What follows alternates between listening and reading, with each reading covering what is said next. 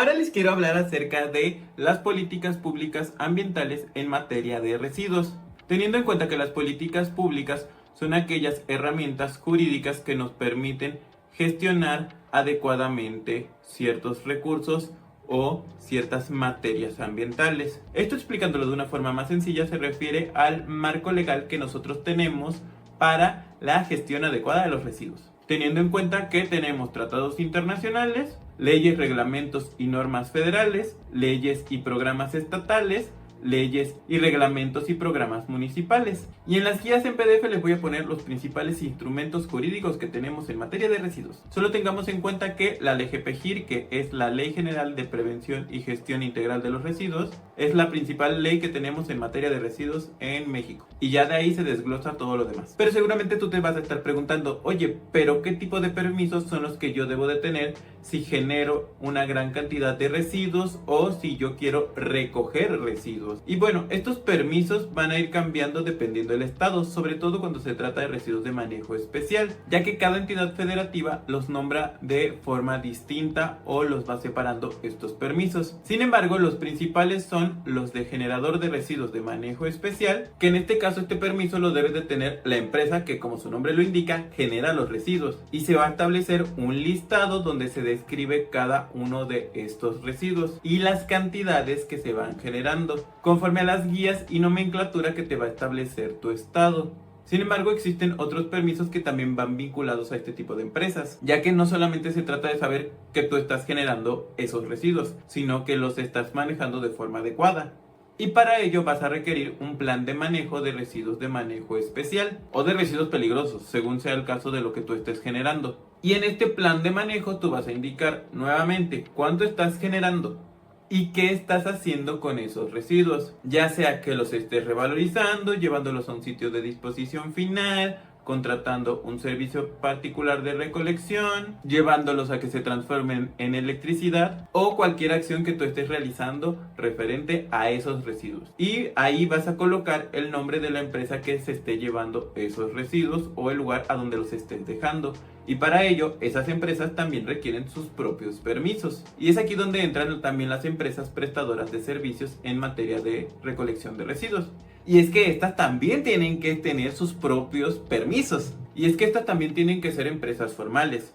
En este caso también se coloca la nomenclatura de los residuos que se están recolectando o que se van a recolectar, así como el volumen que ellos están generando, así como datos específicos de las unidades que estén recogiendo los residuos, que si son una pipa, una camioneta, un remolque, un camión, un volteo, el color, las placas, que cuenten con pólizas de seguro, verificación vehicular en caso de que en ese estado haya verificación vehicular, porque como dato curioso, no todos los estados cuentan con verificación vehicular, o al menos no obligatoria. También debes de contar con un plan de contingencias en caso de algún accidente, para la recolección de los residuos en caso de que se te hayan caído, etc. Así como contar con equipo de seguridad y que tu personal se encuentre debidamente capacitado para el transporte de esos residuos. Y esto a través de las constancias de habilidades laborales de C3, como las que emito yo.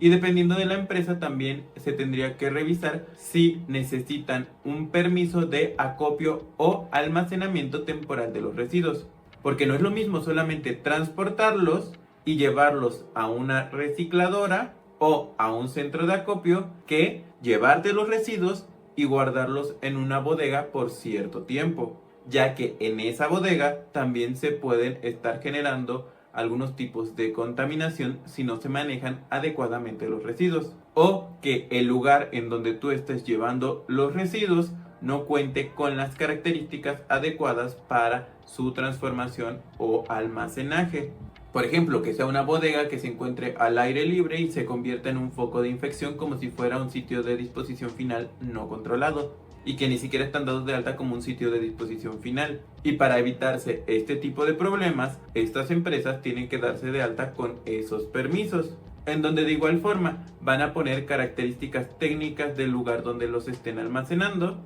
Generalmente estos permisos lo que te piden es que se cuente con la infraestructura adecuada para almacenar ahí los residuos, como por ejemplo que se cuente con un piso de cemento o de concreto, para evitar que se escurran los lixiviados y puedan contaminar el agua y el suelo. Estar techados y con buena ventilación para evitar acumulación de gases, malos olores o que se pueda provocar un accidente como una explosión. Y con contenedores que vayan diciéndote qué tipo de residuos se tienen ahí para evitar la mezcla de estos materiales. También deben de contar con medidas de seguridad internas y manuales de procesos, así como los registros de la empresa que les fue a dejar los residuos, de dónde vinieron esos materiales y hacia dónde se van a ir. Y como se darán cuenta, todos los permisos están vinculados. Y hay que tener en cuenta que estos permisos aplican para un estado. ¿A qué me refiero con esto? A que si tú como generador de residuos contratas los servicios de una empresa de recolección, a que si tú como generador contratas los servicios de una empresa de recolección o almacenamiento de residuos, tienes que fijarte que esta empresa se encuentre debidamente regulada en el estado de la república en la que estás trabajando. Ya que, por ejemplo, si tú estás en Veracruz y quieres contratar los servicios de una empresa que se encuentra en Puebla, esta también tiene que tener permisos en Veracruz, ya que por muy que esté autorizada, ya que por mucho que se encuentre regulada en otro estado de la república, si en el que tú te encuentras no lo está, no cuenta. Lo mismo ocurre con una empresa de recolección de residuos. Si los residuos los va a llevar a otro estado de la república, también tiene que estar dada de alta en ese estado de la república,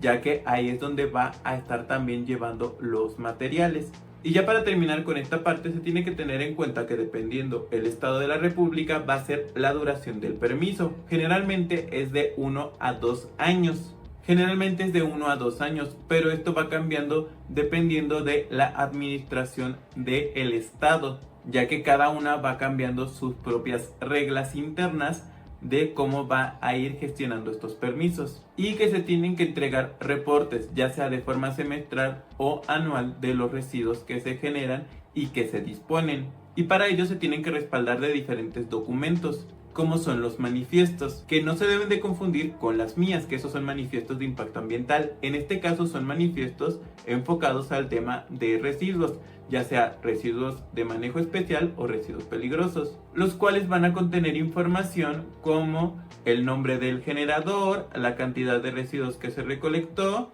la cantidad de residuos que se llevó, así como la hora, y el nombre del lugar en donde fueron a dejarse esos residuos, ya sea el almacenamiento temporal o la recicladora. Y toda esa información se tiene que escanear, se tiene que tener una copia para cada una de las partes y se van a colocar en una bitácora por lo general para tener un registro interno que se va a entregar a finales de año. De igual forma, como en todos los permisos, esto va a ir cambiando dependiendo de la entidad federativa. Y ya una vez que tú llevas la documentación, te entregan un documento que dice que recibieron ese informe, que lo van a estar revisando y que posiblemente te vayan a generar algún tipo de informe adicional en caso de que haya alguna información extra que ellos vayan a requerir que justifique el tema de los residuos. Y ese tiempo de respuesta va variando de 1, 2, 3 meses, dependiendo de qué tanto se tarden en la revisión de los documentos. Así es que prácticamente todo el año vas a estar viendo esa parte de los residuos,